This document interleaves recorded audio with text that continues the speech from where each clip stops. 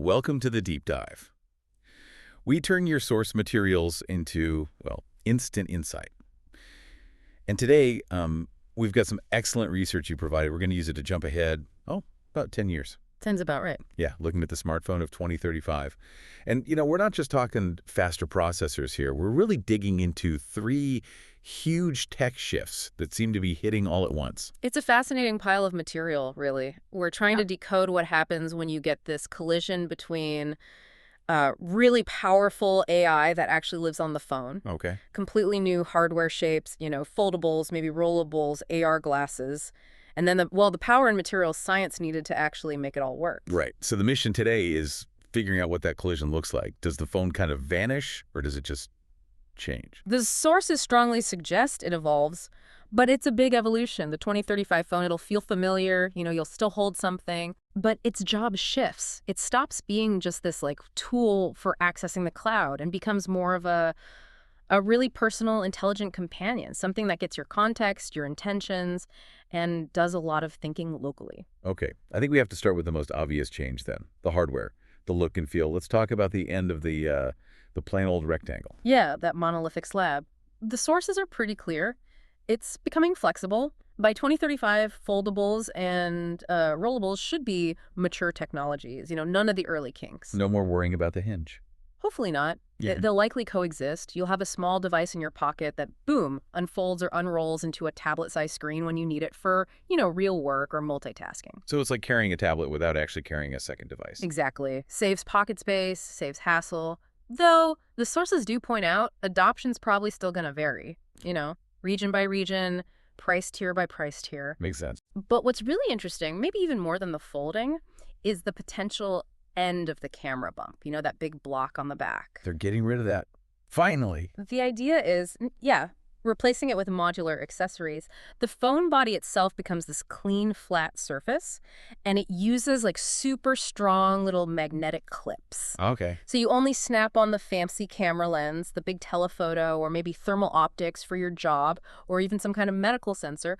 Only when you actually need that specific function, the phone becomes this adaptable base. That changes the whole idea of what a phone is. But hang on. If we have smart glasses everywhere, which we keep hearing about, why do I still need the phone part? Good question. The phone seems to remain the pocket hub. It's your secure base for identity, for payments, for that crucial local AI processing we mentioned. Right, the core function. Yeah. And for the really heavy AR stuff, the fully immersive visuals, the main display shifts up to those companion glasses or headsets, like the kind Apple and others are working on now. So the phone does the computing, the glasses do the displaying. Pretty much. The phone's the engine, the glasses are the window. Okay.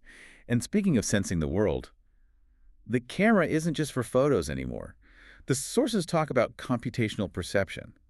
What does that actually let the phone do? It basically gives the phone new senses beyond just sight. LiDAR, or maybe even more advanced time-of-flight sensors, they become standard. Like on the high-end phones now, but better. Exactly, but much more integrated. And not just for, measuring your living room for fun. Think really accurate 3D scans for architects, for construction, or even for passive health checks. Health checks. How would that work? Well, imagine the phone using that super precise 3D sensing for, say, checking your posture in real time throughout the day. Or maybe scanning a mole or a skin lesion with incredible detail to track tiny changes over months. Wow, okay. And then you add multispectral sensors. Things like infrared, UV stuff that sees beyond visible light. That could be for checking air quality or, again, more detailed skin health analysis. The phone starts sensing this whole invisible layer of the world around you. Which brings us right to a brain needed to make sense of all that new data. If the phone's seeing in 3D and UV, the OS isn't just launching apps anymore, is it? No, not at all. And this, I think, is the absolute biggest shift functionally. The phone essentially becomes this powerful, localized, generative AI assistant. Like having a ChatGPT built right in, but personal. Kinda, but way more integrated and context-aware. It's not just a collection of apps you tap on. It's more like this proactive entity almost that lives right there on your hardware and understands you. We have cloud AI now, though. Yeah. Why is putting it on the device itself so important for the next decade?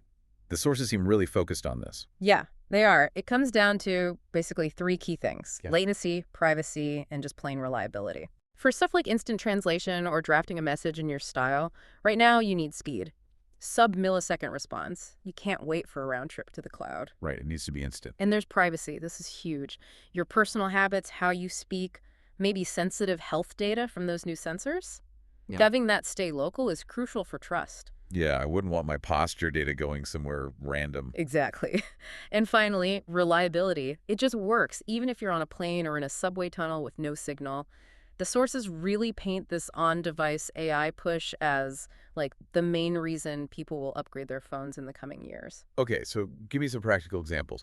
What does this AI helper do for me day to day? I'm not typing emails anymore. Maybe not as much. Think about reducing friction. Instead of opening your messages, typing out a reply, thinking about the tone, Yeah. you just tell your local AI, hey, reply to Maria's message, be polite, keep it under 3 lines, and gently remind her about the meeting time. And it just Yeah. does it in my voice. It uses its understanding of your past conversations, your style, your relationship with Maria, and generates a draft instantly. Perfect tone, right emojis, everything. You just glance and hit send. Okay, that saves a ton of mental energy right there. Totally. Or imagine you're on a business trip. You get back to the hotel, dump a pile of receipts on the desk. You just point the phone's camera at them. Huh? The computational perception kicks in. The AI reads everything, extracts the vendor, the amount, the date, categorizes it, and pops it straight into your expense report spreadsheet. Done. Before you've even unpacked, the phone is actively managing information for you. That's very different. But, okay, if this AI knows my writing style, knows who I talk to, is reading my receipts, isn't there a massive privacy risk here? Even if it's local? Feels a bit creepy. That's the absolute core tension, isn't it? The sources are clear. This deep personalization requires that local AI, but it only works if there's rock-solid governance. Meaning what? Like settings I can control? Way beyond just a simple toggle switch. Think granular hardware-level controls baked into the OS. You'll be able to specifically restrict what kinds of data the local models can learn from. Can it read your messages? Can it access health sensor data? Can it listen to your microphone? It needs to be transparent and user-controlled. Building that trust is essential. Okay, that makes sense. It has to be trustworthy. Yeah. And to run that kind of always-on, super smart local AI, we need serious power under the hood, right? Let's talk about the engine room. Chips, batteries. Definitely. If the AI is the personality, the chip is the physical brain. And performance gets redefined. It stops being just about raw gigahertz speed for the main processor. Right. It becomes all about dedicated neural compute. Mobile chips, the SACs, will have huge portions dedicated just to AI tasks. Specialized cores, really fast memory access, accelerators built purely for running these complex models quickly and efficiently, right there on the device. So chip designers are obsessed with performance per watt, I guess. Yeah. They need speed, but without melting the phone or killing the battery in an hour. Exactly that. Energy efficiency becomes the name of the game. If you've got AI potentially listening, summarizing, anticipating things all the time, you absolutely have to manage the heat and power draw, especially in those flexible bodies. Which, yeah, leads us straight to the battery. Please tell me we finally get the week-long battery by 2035. Well, let's manage expectations there. The sources suggest it's going to be more incremental improvement, not some sudden magical breakthrough, at least not across the board right away. Oh, okay, so no sci-fi batteries. Real gains are coming from things like solid-state battery research, but that stuff's expensive. It'll likely hit high-end electric cars first. For phones, we should probably expect maybe 1.5 times, maybe double the current energy density over the next 10 years. That's still pretty good, though. It is, and crucially, coupled with much, much faster partial charging and smarter charging. What do you mean smarter? The scenario they paint is like this. You plug in for just 10 or 15 minutes at a charging point, maybe while grabbing coffee. And because the system manages heat and power so much better, that short burst gives you several hours of heavy use, even with AR or constant AI running. Okay, so quick top-ups become really effective. Exactly. Those truly massive, ultra-long life batteries. They'll probably exist, but maybe only in very premium or specialized enterprise devices initially. Not standard for everyone. Got it. And how do networks fit in? We've got 5G getting better, people talking about 6G. Does that matter if the AI is local? It's about blending the capabilities. Your phone does most things locally, super fast and private, but 5G gets mature and reliable. So when a task is just too big for the phone's brain, Like what? say analyzing a huge historical data set or doing some incredibly complex scientific modeling that needs the power of like 1,000 servers, the phone can securely hand off just that specific heavy reasoning task to a trusted edge computing node nearby. Ah, like a mini data center closer than the main cloud. Sort of, yeah. It does the heavy lifting, sends the result back securely, and your phone integrates it. You get the best of both worlds. Local speed and privacy plus cloud power when needed. As for 6G, yeah, people are working on it, but widespread consumer 6G is likely still a few years out, even after 2035 starts. Okay, that blend makes sense. Local first, edge cloud as backup, which sets us up for the really exciting part. What new things can you actually do with this 2035 phone?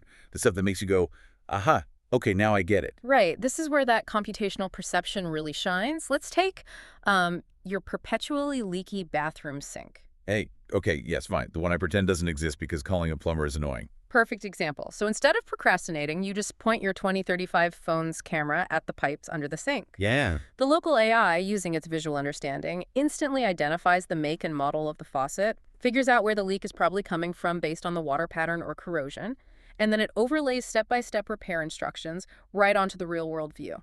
Like augmented reality instructions.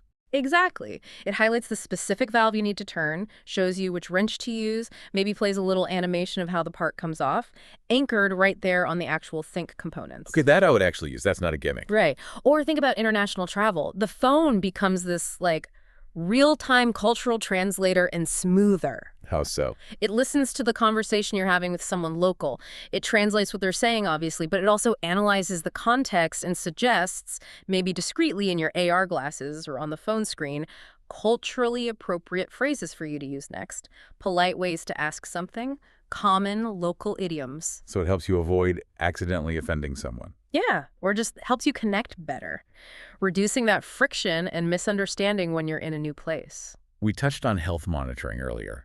How deep does that go? Is it constantly scanning me? It can monitor passively, but this is where regulation gets really important. The idea is it might capture short video clips periodically, maybe analyze your gait as you walk, your breathing patterns while you sleep, subtle changes in skin tone, looking for early warning signs of potential issues. That feels powerful, but also potentially invasive. Absolutely. And the sources emphasize this won't be the default. It will require very explicit, very clear, verifiable opt-in from the user. And that sensitive health data absolutely must stay locked down in a secure part of the phone, what they call a secure enclave. So regulation is basically the bedrock for making any of this acceptable. What does that landscape look like in 2035? Privacy essentially becomes a major product feature, a selling point. Companies will compete on how trustworthy their privacy controls are. Governments worldwide will likely have much stricter rules about collecting and using biometric data, health data. So less fine print, more actual control. That's the goal. Driven by regulation, manufacturers will have to build in really robust hardware-enforced controls. Things like those secure enclaves that even the main OS can't fully access, and transparent, verifiable logs showing you exactly how and when your sensitive data is accessed, even locally. That transparency sounds crucial. Okay, let's wrap up with a necessary reality check. We painted a picture of some pretty amazing tech. What should listeners not expect by 2035? Let's manage expectations a bit. Okay, good idea. First, big limitation. AR glasses, however good they get, probably won't completely replace the phone by 2035. Really? Even if they're sleek and powerful? Yeah, the glasses become that primary visual interface for AR, sure. But the physical phone itself likely remains that essential hub for your identity, secure payments, authentication, just the practicalities. Partly economics, partly battery life challenges for all-day glasses, partly just social acceptance. People might not be ready to ditch the phone entirely, the slab might fold or roll, but it's probably still in your pocket or bag. The pocket hub remains. Yeah, correct. Second reality check. We gotta repeat the battery point. Don't expect some magical super battery that powers everything for a week overnight. Progress will be real, solid state will help, charging gets way faster. But it's an evolution, not a revolution across every single device immediately. Incremental gains, Yeah. faster charging. Okay. But on a more positive note, the sources did mention a push towards sustainability. That seems like a welcome shift. Yes, definitely. And it seems driven by both consumers demanding it and regulators requiring it. We should expect to see phones designed for much longer life cycle. Longer software support. Longer software support guarantees, absolutely. And potentially a real return to modularity in some ways. Not just the snap-on accessories, but maybe easier battery replacements or the ability to upgrade just the camera module instead of buying a whole new phone, moving away from the 2-year replacement cycle being the norm. That would be a big change. Okay, so summing this all up, by 2035, the smartphone isn't gone. It's transformed into this private, highly adaptive AI assistant. Hmm. It's wrapped in flexible hardware, still lives in your pocket, but it works hand in glove with maybe glasses and these specialized clip-on modules. A powerful, much more context-aware companion, yeah. Indeed. And these companions, they promise to smooth out a lot of life's little frictions, free up our time and mental energy. Yes. But that brings us to a final, maybe provocative thought for you, the listener. Because the most amazing capabilities that hyper-personal AI, the really advanced health monitoring, they'll almost certainly be premium features, at least at first, which raises real questions about, access and digital inequality. But maybe more fundamentally, if this device becomes so deeply woven into your life, so aware of your context, what boundaries should you start thinking about today? How do you ensure this incredibly powerful technology actually serves your goals? Connection, health, creativity, whatever they are, and that you remain firmly in control with strong, transparent rules for this new, smarter pocket companion. That's a really important question to ponder now, long before we actually get there. Thanks for digging into these sources with me. Absolutely. And thank you all for joining us for this deep dive. We'll catch you next time.